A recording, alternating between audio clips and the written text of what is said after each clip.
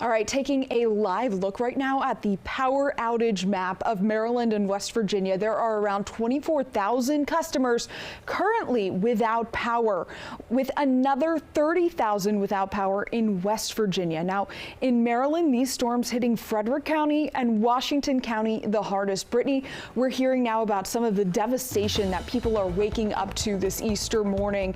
Tell me, these winds, some of the recordings were just wild. Yeah, you know, out towards Hagerstown, the regional airport there recorded a wind gust of 75 miles per hour. So very gusty winds as you head back off to the north and the west. Those storms that came through last night really packed a punch. So let's talk about it. I was able to find a radar from last night to show you the massive storm that moved through. This is out towards the Hagerstown area around that 10 o'clock hour.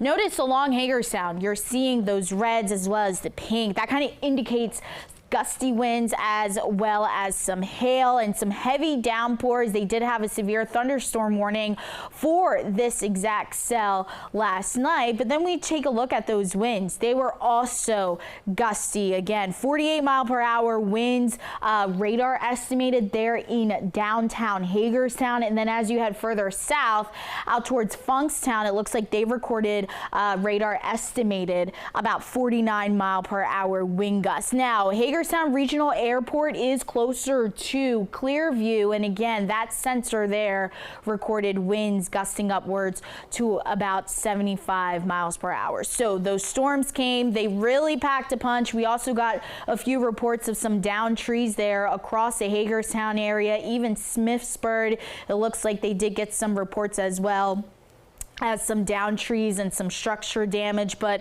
notice multiple wind reports recorded up and down western Maryland. So crews are out right now. They are out there. They are starting to do some of their assessments as well as cleanups.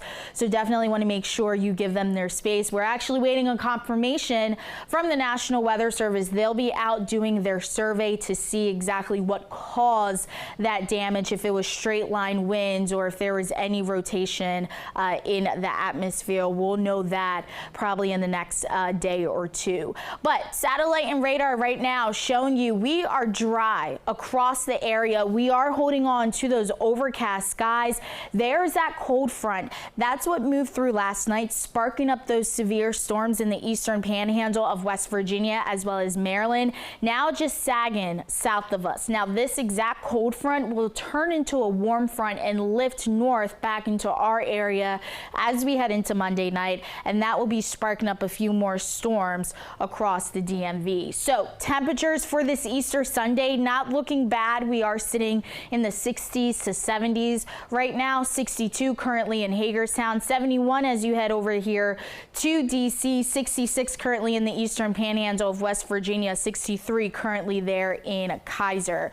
Futurecast showing you much of the day today does look to stay dry for your Easter Sunday. So any Easter egg hunts, notice you'll see those cloudy skies through the morning, but we'll start to see a break in the clouds. It's not until tonight that'll be the next chance for us to see a few isolated showers begin to pop up, but mainly just west of I-81 and the Allegheny Mountains. But as we head into the overnight hours, that's when we start to see those clouds begin to roll their way back in. We do have a slight chance of seeing a few stray showers return to the area overnight tonight into the early morning hours of Monday, but much of your day Monday looks to stay dry. Now, as that warm front continues to lift Monday evening, that will be sparking up some storms once again in the eastern panhandle of West Virginia, parts of western Maryland.